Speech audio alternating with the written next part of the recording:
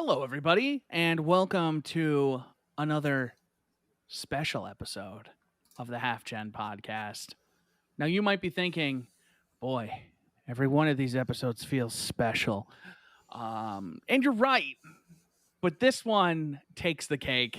It's the HalfGen Book Club, our most focused series of episodes, because there's only one topic and 50% less tangents. It's true. It's true. They're our most streamlined podcast. Yes, I am Chris. Joining me, as always, for our wonderful book club is Ross. How are you doing, my friend? Read a book about Halo, so I'm doing pretty well. I listened to a book about Halo. I actually did that. That's indeed. Let me just tell you, audiobooks, the best way to read a book. Because, it's great because it's time I'm already, wasting in the car. So now I'm doing something constructive. And I definitely prefer listening to, I like, having a podcast or something on in the car because it helps to pass the time. It's like, oh yeah, it's almost like I'm in a conversation or something. So yeah, I enjoy having that, especially when it's voiced by 343 Guilty Spark himself, Timothy Didapo. Yes. One thing I've liked, because I actually do enjoy physically reading a book. Amazon has this thing called Whisper Sync, which is pretty dope. Where I know what you're talking about. Yeah, if you buy an audiobook, you can buy the Kindle version of the book at a discounted price, and it saves your progress no matter which one you're on, and it just picks up from wherever you left off on the other. I enjoy that. Speaking of Amazon, Ross, this episode is brought to you by... This podcast is on Amazon now. Is it? Available on Amazon and Audible, I think. That's what I'm told by Amazon, because they sent me a thing. They were like, hey, they sent it to my podcast email because it's in the feed, and they're like, hey, why don't you submit your podcast to Amazon? Click this link and just give us your RSS feed. And I was like, all right, if it's that easy. And they were like, okay, you're done. So we're on Amazon. Didn't even know they had podcasts. Fantastic. Yeah, they do. And we're there now. So one other place for people to not listen to me. I think there's more places for people to not listen to me than there are people who do listen to me. So this is Halo Primordium we're going to go over. Hopefully everyone in the chat read it. Face right there. And then Uranium's just checks out. Yeah, so, this is the second book in the Forerunner trilogy. Yes. It's after kind of an explosive start in Cryptum, we get more of a character-focused journey for the vast majority of Primordium. This was a journey indeed, a great one, some might say. No, it's nothing like that.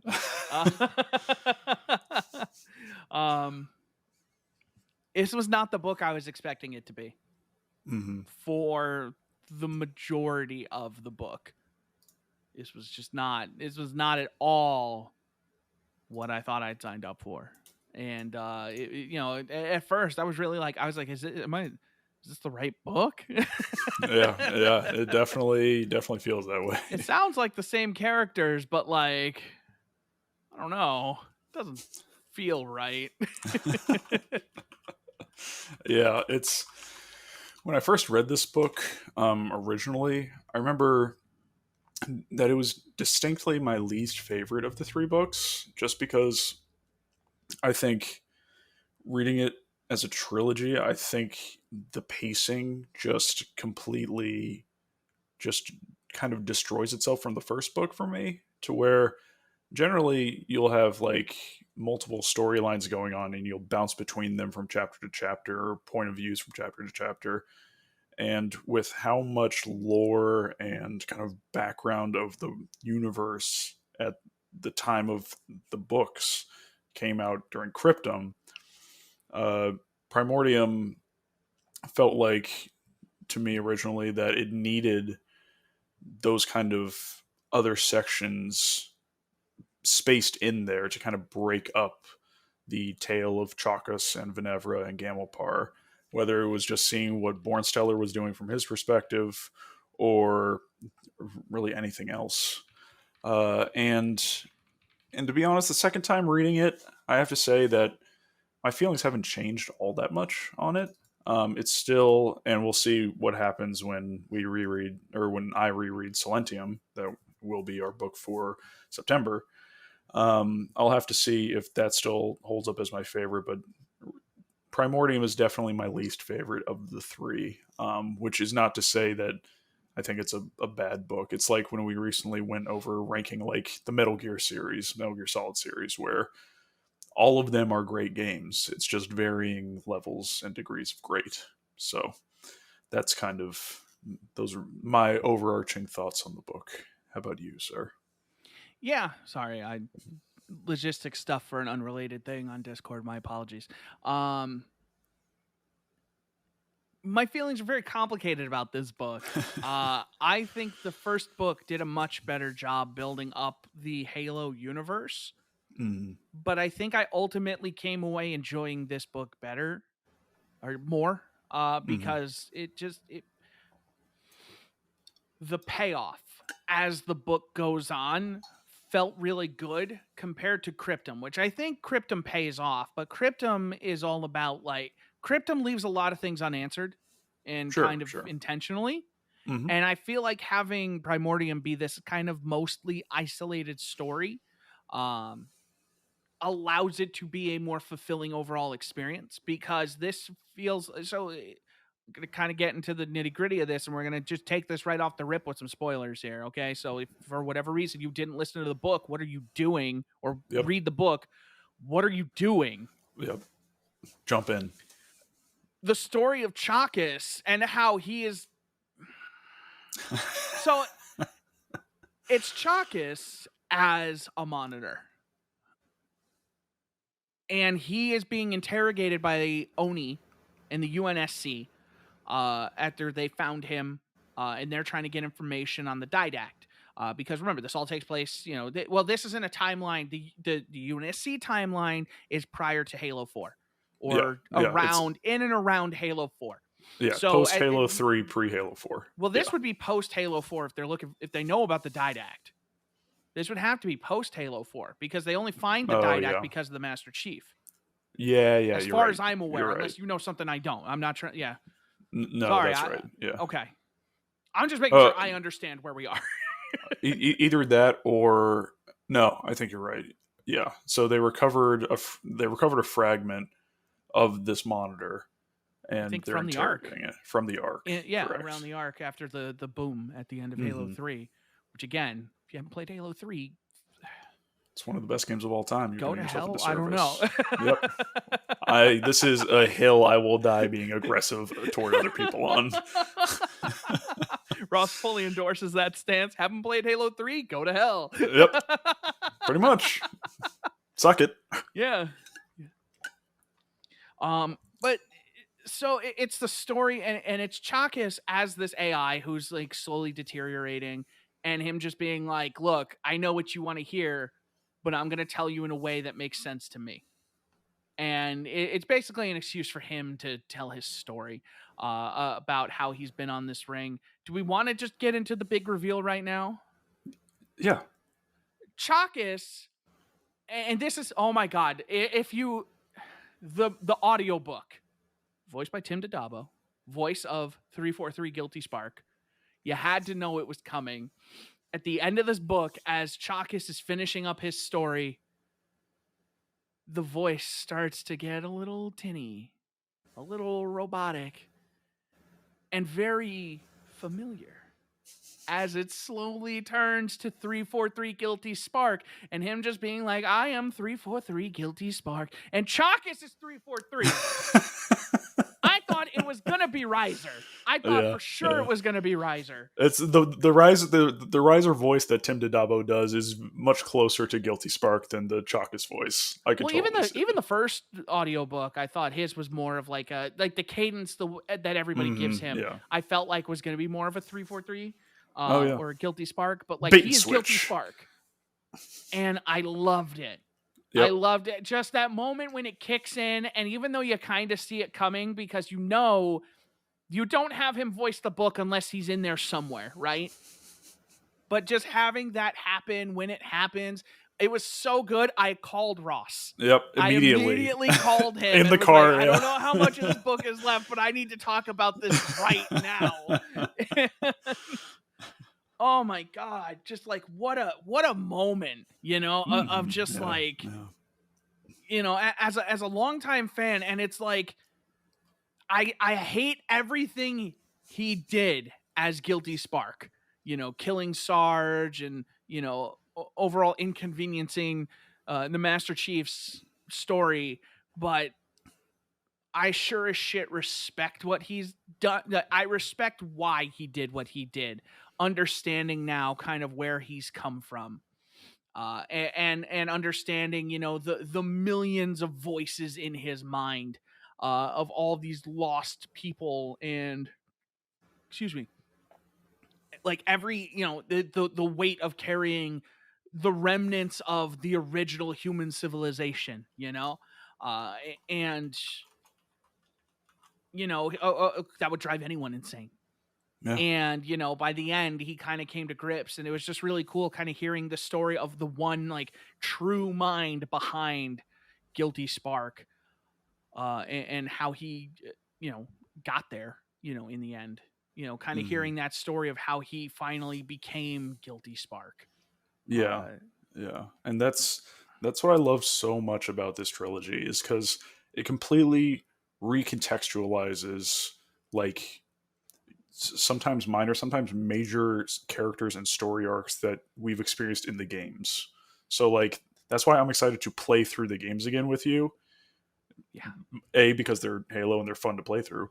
And B, just it's like when we come across 343 Guilty Spark in Halo 1 and Halo 3, like when I play those games now, I There's a don't whole new think context. there's a whole new context. And I don't think of him as 343 Guilty Spark anymore. I think of him as Chalkus. Like when like in the past, Which like, which, oh, okay. Yeah. I was just going to say real quick, which I think is an incredible credit to Yeah. Greg Bear and everything they Yes. did to take this already established game and universe and very kind of naturally work it in a way that you can now view that character across this ultimately unrelated trilogy of games, Mm. and just be like, it works. Yeah. It just works.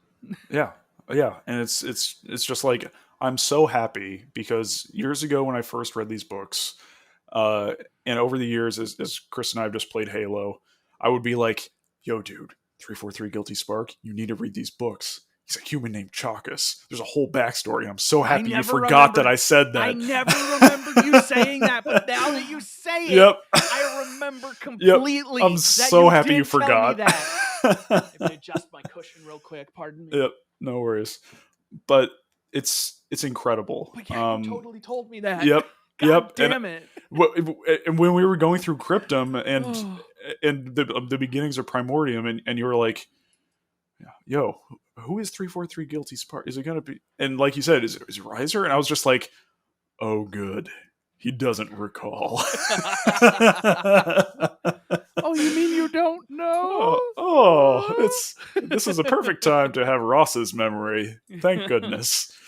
Um, but yeah, you just look at him in a whole different lens in his even his relationship to Chief, and how these books kind of recontextualize that. Obviously, not directly because Chief isn't around during the books, um, but even with the next book, which will have some more development, uh, it's just all of his interactions have new meaning in the games now, and it's really satisfying. And I think Greg Bear is such a treasure to this franchise, and I hope he comes back one day and Yeah. writes another book.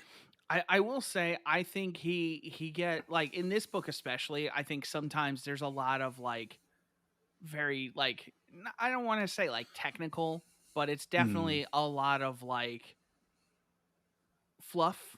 There's a little bit of fluff, like how many times he's just like, oh yeah, I estimated this to be X kilometers. This body of water had to be at least this, and like, blah, blah, blah. And it was just like a lot of kind of fluff sometimes. And it was just like kind of him. At times, it just kind of felt like, yeah, you know what? I'm like real smart, like almost like a Tom Clancy sense of like I know my stuff and I'm gonna flex it, and mm, not in the sense of like not just distant stuff, but it's just sometimes like this book more than the first book had some of that kind of like fluffy detailing that if you take that stuff out of the book, it doesn't impact anything. You can knowing at the estimation of how big that lake is does nothing for me, and like it doesn't right, like right. I understand, but then again maybe that's different because I understand the scale of a halo, and if you tell me there's a big ass body of water on a halo, I'm like, yeah, you know what, I've seen those, they're pretty big, they're kind of Mm, like oceans.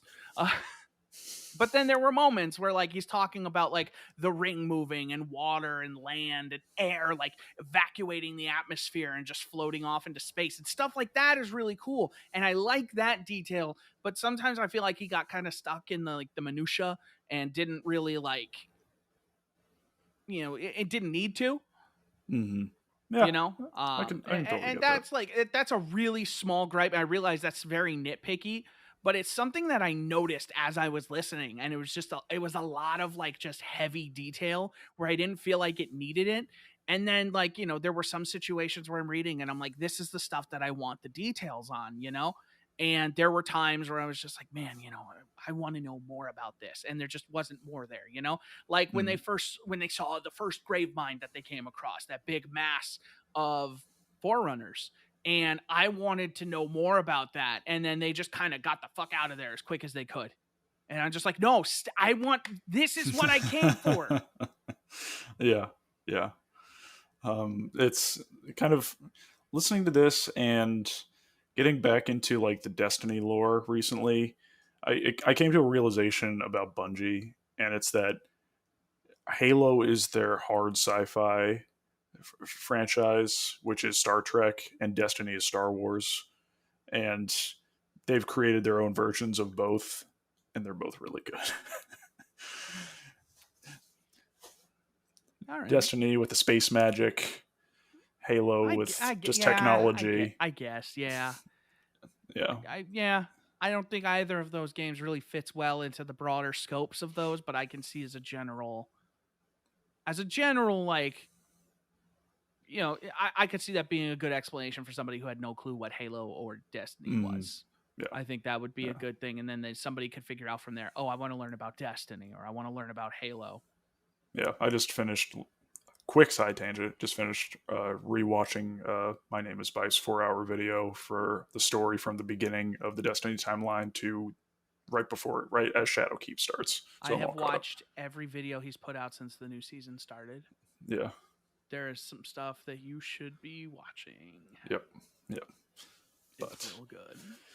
Um, but yeah, so Chalkus. So basically, if you remember the final events of Cryptum, is it ended with Born Stellar getting to the Ark, meeting the librarian and stuff like that. And we didn't know the fate of Chalkus or Riser. We find out at the beginning of this book that they were dumped on Zeta Halo, which at the time was the largest Halo in existence. At I think 30,000 kilometers compared to yeah. their average 10,000, which would be like installation 04 and Delta Halo was 05, right? Yeah, yeah, Yeah. yeah. Originally, when when the master builder created all the halos, there were two separate arrays. One that consisted of the 30,000 kilometer rings, and one that consisted of the 10,000 kilometer rings. The 10,000 kilometer rings are the ones that are from that we see in the games. The 30,000 kilometer ones. are kind of their own separate thing. And one thing that makes these books even cooler is that all of those little details that Bear put in and all of the settings there, this is the Halo that Infinite's going to be on, for anyone who isn't Yeah. aware of that. So like there's so much that they can build off of. And I know 343 loves Greg Bear in these books, because I mean, like the Didact's physical appearance in Halo 4 was completely based off of Bear's description of him in Cryptum. Like there was a lot of back and forth early on like that. So I would not be surprised if they took some stuff from Primordium and put it into Infinite. Yeah, like the big, and that might be something where like those big like descriptive moments Mm-hmm. do pay off, because then it's like, okay, well, here's this whole zone. Like I kind of want to interact with that zone that like had the vines that would grow out and you couldn't Mm-hmm. pass them and stuff like that. Mm-hmm. I want to see some of those scorpions that they were eating. I want to come across their village. Yeah. I want to find their village in um Infinite. in Infinite. Like I Yeah. want to find that and have there be mention of like, oh, there were people here. It also, I think, puts into context some of the things like that ruined city on the Halo in Halo 2, that like Mm-hmm. underwater Yeah. segment. Yeah. I think it puts a lot of context into that, because it really goes into more detail on kind of how civilizations were brought to these rings. And it makes sense that, the San Shayum, I think, might have been on that one or something. And, maybe they built that city, Mm-hmm. and Yeah. like having these ruins, it didn't make sense. Why would forerunners need these ancient ruins on this massive, hospitable ring? Like, why would they build these old like ancient structures? And it starts to make more sense, and it's like, oh well, there were civilizations on them Yeah. at one point. And here's a good chunk of humans, including some from Erde Tyrene, aka Earth. And we got to meet. I think one of my favorite parts of the book actually was getting to meet the Lord of Admirals, which was He's one of my favorite characters. the voice in Chalkis's head. And it was really cool during the like interrogation with Oni, where he got to come out and he was just like, I am the Lord of Admirals. Yeah. Got Yeah. to talk to Oni. Yeah. They were just like, what the fuck? Yeah. Forthencho is a Forthencho, great thank you. Yeah. character. And the whole concept of geishas is really fascinating, and even kind of terrifying in a way toward the end, where Chalkus woke up and they had extracted the Geish from him. They extracted Forthencho, and it was like described something like just this big A chunk big was taken out of chunk, his. a hole in the back of like Yeah, it's in their back. like a bigger version of like the port in the Matrix where they jack in, and You it's just like this, put your fist in there. and it's like, oh my god, like I didn't know that's how they did it. And then you just see him kind of get weaker and weaker since he was taken out, and it's just like, I mean, that's one of the prevailing theories about Chief, is that he has a geish that we haven't been introduced to yet. And there's a pretty common theory about who it is. I don't want to say it just in case, but remind me at the end of this Silentium podcast and I'll bring it up again. Oh, But is it something that's going to be hinted at Silentium? not that it's even hinted at, it's just I kind of want to know. I can tell you. Okay. I kind of want to know. If you don't, if you're listening and you don't want to know, like mute it for like 15 seconds starting now. The prevailing theory is that Chief's Geish is Born Stellar, the ISO. I was going to say that. Yep. Born Stellar would be a really good one for that. So that was going to be my guess. Genuinely. So he will pop up in Infinite, and he's part of the reason that why Chief was able to evolve so quickly with the Librarian in Halo 4. Oh. So I would love to hear Born Stellar in Infinite, man. You are what you dare. Yeah. Yeah, if he comes back and Mendicant Bias is in Infinite, like I don't care. It's all I want. I mean, hell, Born Stellar was in Primordium. You Yeah. know, on the topic of Born Stellar, he shows up at the end. he Yeah. he shows up as the didact, and he has a very similar word for word conversation with Mendicant Bias as the actual didact had with him uh, in Cryptum. But that was cool, and seeing that reunion between him and Chakas, and having that moment of like, my friend, it's so good to see you, and like after Chakas had spent a good chunk of the book like kind of cursing Bornsteller and being like, this is all Yeah. his fault, and then hmm seeing him and just being relieved and being like, oh my god, I know you, and just having Bornsteller be like, my friend, you'll not die on this day, and just like, yeah.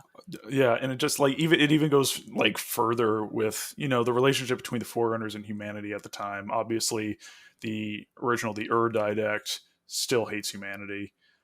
We get in flashbacks from Forthencho when kind of Forthencho takes over Chalkus's body sometimes throughout the book to converse with the Geisha that's within Riser. I can't remember her name. Her name is complicated. Yeah, her name is very complicated. That's her But name. like, Very complicated. but but you see back then through those stories that Forthencho tells that the Didact hated humanity, but he respected the hell out of them to an extent, especially Forthencho. It's one of those things where humanity lost against the Forerunners way more than they won, but Forthencho did the best that any human had ever done against the Didact with I the feel like overwhelming advantage that they had. And I feel like that, hey, maybe there's a little Captain Keys there. Or maybe Yeah, there's a little Forthencho in Captain Keys. yeah, Because, the Keys maneuver, as we've discussed in previous book clubs, no simple feat. Quite the act of tactical brilliance against weapons that were inspired by Forerunners. it's You true. know, it makes you think a little, like maybe there was a little Lord of Admirals in Captain Keys. Yeah, yeah, and that's And that's fun that's stuff to think about. yeah, yeah, and that's another great thing about kind of having those, especially the original Halo, having it be like having the story be so much more driven by like the environment and environmental storytelling. Mhm. It allows 343 to really expand upon a lot of things in that world without it feeling like just cheap uh like retroactively putting in story just to do it. Like Yeah. the openings are there for them to take advantage of that in a really smart way. You're not remaking Star Wars and changing who shot first. Yeah, yeah, You're yeah. you're It's you're adding story where it was previously implied. You're solidifying story. right, right, and that's something I loved about the early Assassin's Creed games is that the kind of characters and targets that they took were characters and throughout history who either mysteriously disappeared or there were like questions around their existence or death, and they kind of used the games to kind of finish off the stories of these people, and that's what 343 has really done with the expanded universe here, I and just it's wish they great. could deliver in the games. That's the one thing they haven't done yet, is like really tell a Oh, quality 343. story. Yeah. Yeah. That's the only thing they haven't done yet. They've told a lot of quality stories around Halo, but they just haven't Yeah. told us one in the game. Yeah. Yeah. It's yeah, and I hope, man, I hope Infinite does it. We'll have to experience it on our own, though. Yeah, real. It's like they did all this great stuff, and they were like, got everybody excited. Yeah, Halo Infinite, and then they were just like, oh, by the way, co-op's gonna come a little later, and then Forge after that. Oh man, well at least there's multiplayer. Yeah, you can only progress the battle pass through challenges, not match XP. Okay, thanks. Just like, what are you doing? All your goodwill that you built up, what are you doing? You made Halo like into this thing that all of a sudden everybody was so excited for, and then you're just like, all right, now that you guys are really excited, here's some bad news. But none of that is the fault of Greg Bear. No. And Well, no, we can't prove that it's not.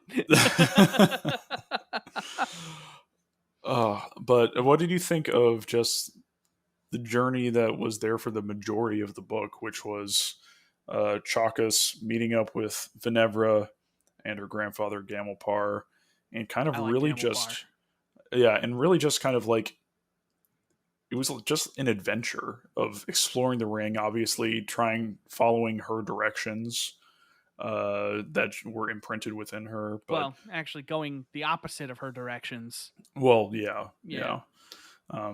But yeah, not to the Palace of Pain. No, no, siree. which we will definitely go to in Infinite. Um, yeah, Palace of Pain. yeah. The Palace But of Pain just sounds like a concert that got canceled during COVID. Like the Palace of Pain, headliners including Korn, Metallica, Martin O'Donnell, and the Halo Quartet. in case I don't know if you've heard, but Korn and Metallica actually are doing a combined tour, and they're just called Corntalica. Oh, Metallicorn. not Metallicorn. Yeah, Metallicorn. yeah. Cortalica has its own ring to it, though. Yeah. But yeah, the Palace of Pain. Tickets available now. Yeah, it's either a rock concert or WWE pay per view. Saturday and Sunday. Welcome to the Palace of Pain. Bang! All right. Yeah. So that journey, I couldn't resist. I'm sorry. It was. It had its ups and downs. Um, there were moments in it that I think like I really liked. There were parts of it that really felt like it was dragging a bit. Again, like some of the fluff. There were parts that like it's just like, okay, how many times are we going to have to describe an open field and a big body of water?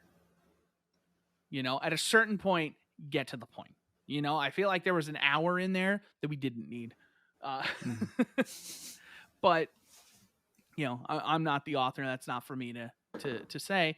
But I think ultimately I like the development of Gamelpar. I like how he and Chakas kind of connected on this level where they both have their geishas. They both have their respective voice in their head, and their voices never got to talk to each other.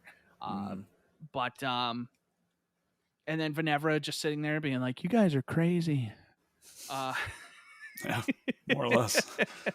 And then eventually being like, maybe I'm crazy. But then they're all crazy, so who cares? Chakas constantly like trying to think like, man, I could just leave, but then I can't leave these people. And then like there's that weird thing where it seems like he's kind of falling in love with Venevra, and then he's totally not. Then like it kind of feels like it's thrust upon him, and he's just like, no, I said, damn it, I said no. But Gamelpar is like, yes. It was like, and it's weird because I do overall like this book better, but like there's just a lot of it that drags, and the highs I think are higher, but the lows are lower when compared to Cryptum. It's just like it's this very personal character driven story, and I really like Chakas and what they did with him. He seems like a little less of an asshole in this book, even though like they keep trying to remind the reader that he was an asshole, just talking all the time about like, oh, if I was back on Erde Tyrene, I'd have robbed these people blind by now, and then eventually meeting up with Riser again and kind of having that comfort for him was really neat. And then as we said, Born Stellar, and meeting like all these other monitors and like the fake village and stuff like that Yeah, was really cool. that was crazy. The people with no smell. Yeah, the people with no smell, man. Can we briefly talk about one of my favorite scenes in any Halo media ever that was in this book? Okay. Which was Born Stellar and Chakas interrogating the Primordial. Yes. I loved that scene. Yes. Like Chakas is super hurt, and he's already undergoing like the conversion into becoming a monitor at that point. But they go and confront the Primordial for Born Stellar to speak with him about just kind of his existence and why he's there. It's revealed that he's a grave mind, which was already, I think, heavily inferred. But let's see. I just have some notes here. Primordial said that there's no difference between the Flood and the Precursors, which, again, clarifies some things for us. It also revealed that all of those years of the Forerunners, especially Faber, the Master Builder, uh, taking humans and bringing them to the Palace of Pain, because when humanity was fighting the Flood, humanity was not getting infected, Oh and my god! And then the whole reason for Delta Halo was for Faber to basically expose humans to Flood to see why they weren't getting infected. And the Primordials just like, it's not that they can't be infected, just chose the Flood can choose to infect or not to infect. that was like the That was moment where like huge. the whole reason they kept these people around was because they wanted to figure out how to defeat the Flood, because they were like, the humans did it and we have to know how. And then that realization of the Flood just being like, we chose not to, we Yeah, chose you guys instead, yeah. fuck you. It's yeah. We deemed you unfit to carry. Sorry for the motorcycle in the Yeah, it's background. all good. We deemed you unfit to carry the mantle after you betrayed us and nearly eliminated all of us. Humanity was next to be tested, but their time would come when they would be powerful enough, and we would test them. You forfeited your right to the mantle, which is why we infected you and not them. And it's just like, it really goes to show, like, sure, the Flood are terrifying in the games, like they're this mass, like all this biomass and just gross, kind of like the Zerg. Like the Zerg always grossed me out, and the Flood is kind of in that same vein. But this really goes to show how crazy Conniving. intelligent and conniving, yeah, excuse me, that the Flood can be, and how long they can play the long game, because they They live can for play so the long. longest game. They can. They And they can. they they just they were strictly out for spite. So Mm, much so that they led their enemy to believe that their enemy had like a cure, and they did everything they could just to bring the realization upon them of like, they had nothing. yeah. This was our victory. Yeah. And then in Rage, Bornstellar just, the Primordials in this reverse stasis chamber, and Bornstellar basically turns a knob and makes the thing age 1 billion years, and it turns to dust. And it's just like, And we keep saying Born Stellar, but we should emphasize it's Born Stellar as the Didact. yeah, I think that, Is he is referred to by this point as the Didact. He is mm, only recognized as Born Stellar by Chakas. yeah, And he yeah, even he himself says only in my dreams. mm, When he asked, "Are you still Born Stellar?" He said, "Only in my dreams." But yeah, he is at this point, for all intents and purposes, the Didact. yeah. I think in terms The of just other referring to him, Didact, yeah. it's the easiest just for clarification to keep them Yeah, straight. no, but yeah, I just wanted to also just be Yeah, clear. yeah, He's obviously he is the Didact. yeah, yeah. So yeah, I absolutely love that scene. It was just that That would shocking piss the Didact. realization. Just thinking about what you said before, and that would piss the real Didact off so much. Yeah, right. And of course, I'm sure we will see him in some form again as well. Yes, the Uh, fruits of all his labor. Because yeah. last we knew, in modern Halo timeline, Mm, the Didact is composed yeah. by the Master Yeah. Chief. Which is interesting because Ultimate it's not badass supposed to be able maneuver. to.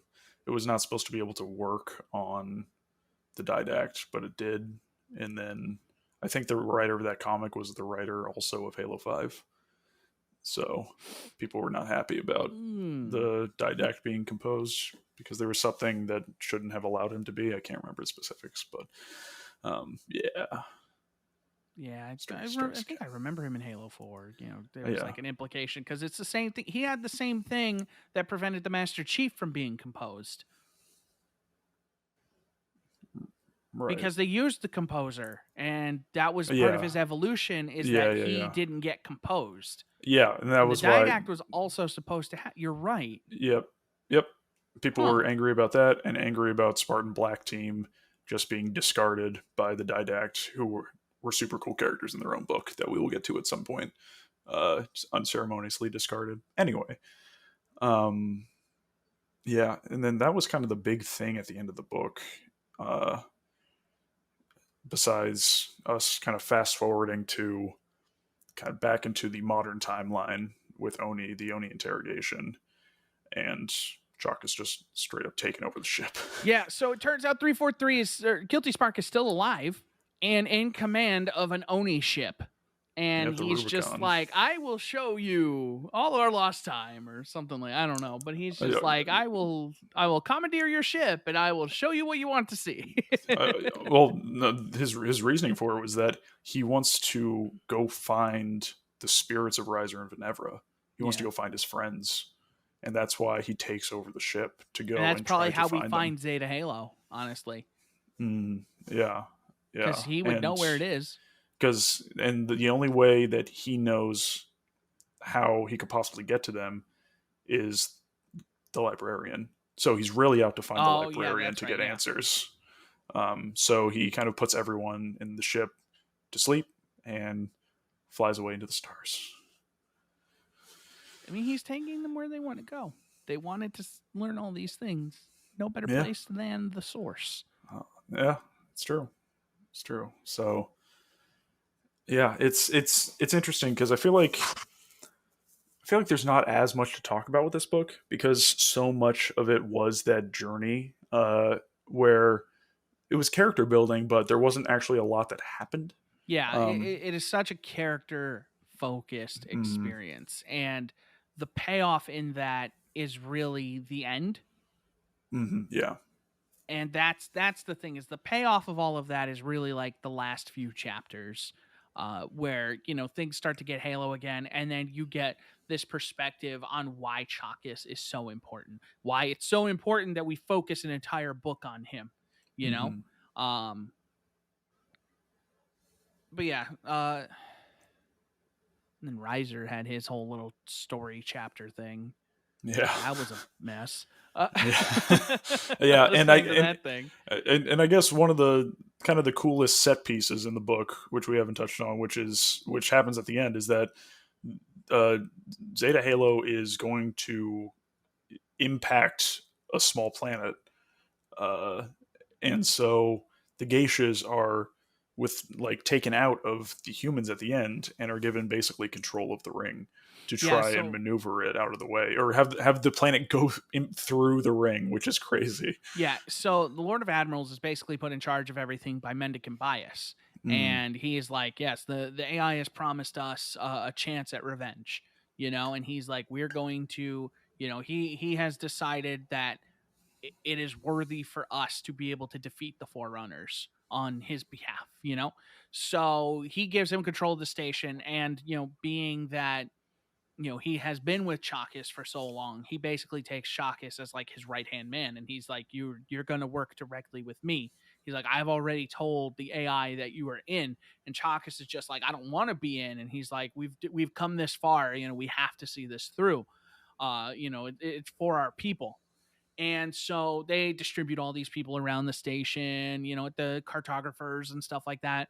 And then there's like this fleet that shows up. And they're just like, well, we can't worry about the fleet because either they're going to destroy us or this planet. And sure as shit, it's Born Stellar as the Didact. And he actually helps save them. He helps to save the ring. And for Born Stellar, I think it's less about like, the Didact would have definitely probably seen the ring destroyed and not given it a second thought. oh yeah, But because Born the original Stellar, Didact hated the rings. He didn't want Born them made in the Stellar first place. definitely wanted to see if he could find his friends, his humans. Hmm. And also, I think he sees the value of the librarian's work. And I think he is definitely more of a preservationist persuasion. And so he wants to save the lives that are on that. He feels an obligation to do that. So like I really liked that moment when like he shows up and it's the Dida, and I was like, yeah, it's fucking Board Stiller. Yeah, and then the fascinating thing of you touched on it a little bit earlier, but the forerunners who had basically been turned into like proto grave minds almost, but were still still had their consciousness to an extent to help operate the ring. Yeah, they were Uh, basically like put in a state where they could still function, But they were definitely like flood infected, and it was just a matter of time for them to kind of lose control. But they were used basically as like the the physical like controllers, which Hmm. I think at the time was because I think like as much as Chalkus thought he still was a person, I think by that point he already was a monitor. And I think he Yeah. was a Yeah. projection, much like because earlier in the book there is a monitor that is projecting itself as a forerunner, and that they couldn't tell, and all these people were made up, and all these things were projected by monitors. So I think at that point he had already become a monitor, and that was why they needed the infected forerunners to do what they did, Hmm. because he physically could not. He was Yeah. already a monitor. Hmm. Yeah. That's what I Yeah. think, at least. Yeah. It's I fuzzy. think you're right. It's fuzzy when the transition actually happens, or at least from my perspective, I never caught exactly when it happened, but I think Yeah. by that point he had already become a monitor.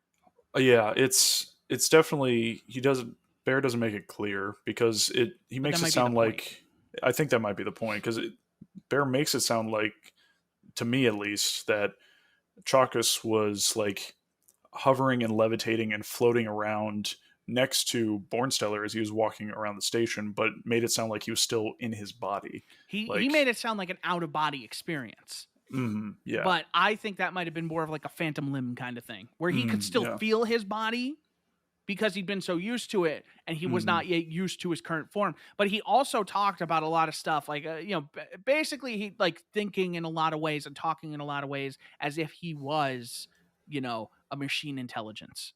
right, yeah, So yeah. I yeah, think you're right. I Yeah, think when they pulled them, I think that's what it was. That's what the hole was. hmm Is I don't think that was them realizing. I think that's basically like where their monitor was projecting them. Not okay, necessarily like a physical hole in their back, but that's like where the monitor projection was. hmm. And like maybe they just radiated out from there kind of thing. And Yeah, so it felt empty, but like, they didn't know, because they don't know there's a fucking monitor behind them, because it's like trying to look at your own eyes, right, right. you know. But yeah, it's I, I guess the last thing I really have to talk about, and we already talked about how Spark takes over the ship, but I do love how the crew's like, okay, he's a problem, jettison him out into space. So they jettisoned his physical form, but And it's before that, Spark was there's like, nope, I'm just going to go in the systems and then I'll just live on, whatever. so the whole time they're doing these interrogations, he keeps getting into the system, and like they're all talking, and they're all like, "Hey, this guy can get through every firewall we have. We can't stop him if he wants to do something." And they're like, "Well, let's just keep listening a little longer." And they're like, "I think this is a bad idea." And so at the end, because like Guilty Spark is looking at he wants a proper burial for all the people that are inside him, so he requests it, and they say no, and then they demand him be jettisoned. And I think that might have been what really pissed him off. And so, like, the captain of the ship is like, throw him out. And they're like, didn't you jettison that thing? And they're like, he's in the computer. And he's just like, hello, I'm your new AI. 343 Guilty Spark. We're going on an adventure today. Oh, Can you God. find my friend the map? The cartographer. Yeah. Yeah. Do you have any other specific things you want to talk about with the book, or?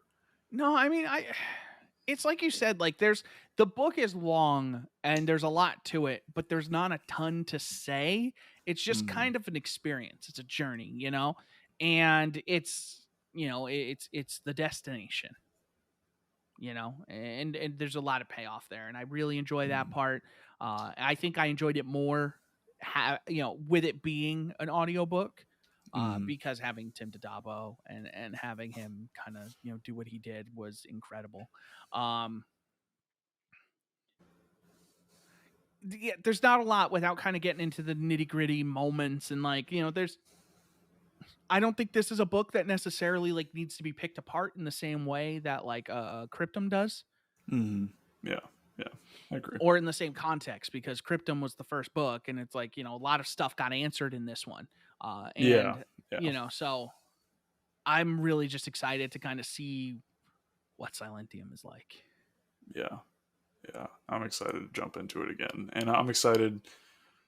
I'm excited to jump into the second trilogy that we're going to jump into because Yeah, I think you're going to enjoy that trilogy a ton. So, that sounds like um, fun to me.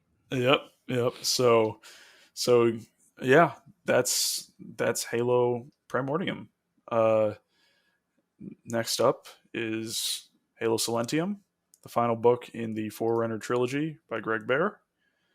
So go ahead and get the audiobook, get the physical book, get the ebook. Go ahead and start reading. That episode where we talk about that book will be September 26th. As is custom, we talk about these on the last Sunday of the month. So yeah, Halo Silentium, and then if you want to get a jump start, if you finish Silentium early and want to get a jump start on October, so for October we're doing two books, because the first book was originally a short novella, which was in Halo, I believe it was Halo Fractures, the short story collection. That is Halo Smoke and Shadow by Kelly Gay. That takes us into modern Halo, so like Halo 4, Halo 5 timeline. Uh, so Smoke and Shadow is less than 100 pages, so it's very short. Um, so we have to figure out when we want to do that one uh, in October, maybe like the second Sunday that month, and then Yeah, we'll just the do book a double dose. double dose. So Double dose of double book dose, club blub blub. blub blub indeed. Yeah. Clubba wubba dub dub. So Smoke and Shadow, and then if you want to get a jump start on the second book that we'll be reading in October, that is Halo Renegades, which is a direct sequel to Smoke and Shadow. So Smoke and Shadow, Renegades, and Point of Light are the Kelly Gay trilogy, and they are all direct sequels to each other. And again, all of this stuff has, similar to this trilogy, this one has some modern impacts that we'll have a good chance of seeing at least some of in Infinite. So yeah, that is next on the list. So October is Smoke and Shadow and Renegades, and then November will be Point of Light, which is the final book in that trilogy, and that will take us directly into Halo Infinite on December 8th. Which I think we're going to take that month off. Yes, We're going to yes. take a month off from the book club, but expect a Halo Infinite spoiler cast to maybe fill that gap. I would be surprised if there wasn't one. Yeah. Yeah. So yeah, we got everything planned out through November. December will be a month off. Enjoy your holidays, but then January, we're gonna come back with something. And Ross, I think we should try a not Halo book again. It's We will gonna be not hard, but I think we can do it. We will not let Especially, it die. especially if I'm doing audiobooks, it becomes That's true. way easier. Yeah. I bet Yeah. that Bioshock book would have been really good as an audiobook. Yeah, I bet so. You can I go to bet that would have been Audible. really good. You can go to audible.com and play a sample of it and see if the narration would have been good. It would have been good if they got like the voice of Atlas or something, That would have been good. Yeah. or Andrew Ryan. Yeah, just not Frank Fontaine. I like Atlas, the voice actor for Atlas, better, and Ryan better than Fontaine. But that's it. Thanks for joining us. Hopefully, you read along with us and got some enjoyment out of this kind of book club. And if you didn't read Primordium, go to Halopedia, read the summary. You absolutely have to read Silentium. More stuff happens in that book than I can remember. It's a very busy book, but it is a very action-packed book. So, yeah, I'm excited. I already have it. I used my credit last month for it, so I'm good. I've got it. There we go. So yeah, thanks for joining us, and we'll catch you all on the next book club. Thanks for listening, everybody. Bye bye.